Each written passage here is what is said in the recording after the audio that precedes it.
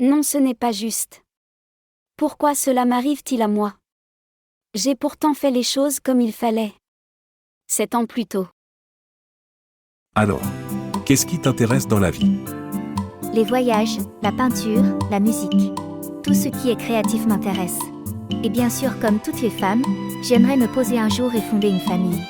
C'est quelque chose de très important pour moi. Je vois. Après quelques mois de relation, il se confie à ses amis.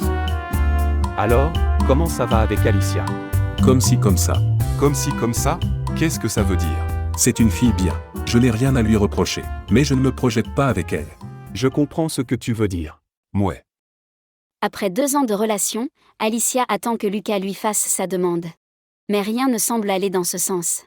Alors, elle décide de prendre les choses en main. Tu te souviens de ce que je t'ai dit au moment de notre rencontre?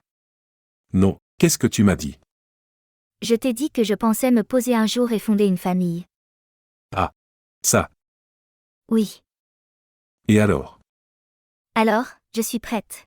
J'ai déjà 28 ans et c'est le moment pour moi de penser à ce genre de choses. Tu sais, la vie n'attend personne. Surtout en matière de relations amoureuses. Et encore plus pour nous les femmes.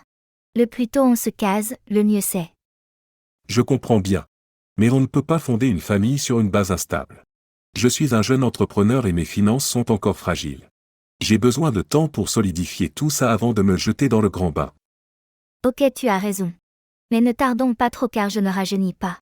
J'aimerais avoir des enfants pendant que les choses sont encore possibles. Je te rappelle que j'ai déjà 28 ans. Je prends note. 2 ans plus tard. Écoute, ne me dis pas que tu travailles encore sur tes finances. Ça fait 2 ans et j'ai 30 ans. Combien de temps vais-je encore attendre? Tu exagères encore comme d'habitude. C'est quoi 30 ans? C'est rien. Aujourd'hui il existe toutes sortes de méthodes pour la procréation. Tu parles comme si on vivait encore à l'ère de Cro-Magnon. Calme-toi. Calme-toi? Tu me demandes de me calmer?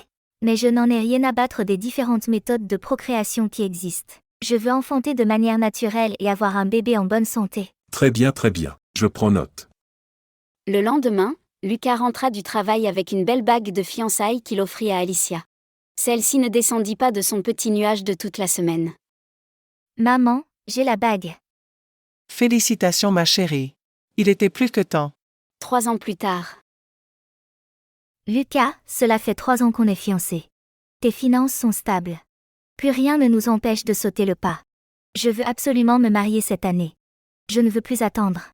Y en a marre de tes excuses. Je ne suis pas prêt. Et qu'est-ce qu'il te faut pour être prêt? Écoute. Tu me gaves avec ton obsession du mariage. On ne peut plus respirer dans cette maison. Dès que tu ouvres la bouche, c'est mariage par-ci et mariage par-là. Je n'en peux plus. J'étouffe. J'ai besoin de réfléchir. Je vais aller vivre chez mes parents pour un certain temps. Quoi? C'est tout ce que tu as à dire? Tu m'as entendu. 3 mois plus tard, Alicia apprend le mariage de Lucas avec une femme rencontrée 3 mois plus tôt. Furieuse, elle l'appelle. Tu plaisantes ou quoi?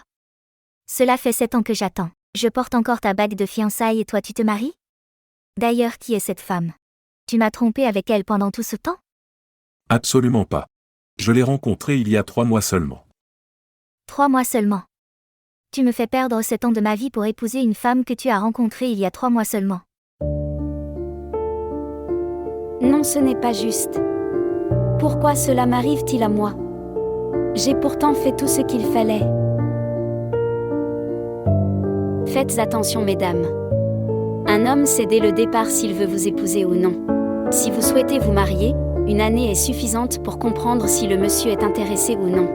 Ne soyez pas comme Alicia qui a attendu 7 ans. Ne perdez pas votre temps dans de longues fiançailles sans mariage à la clé.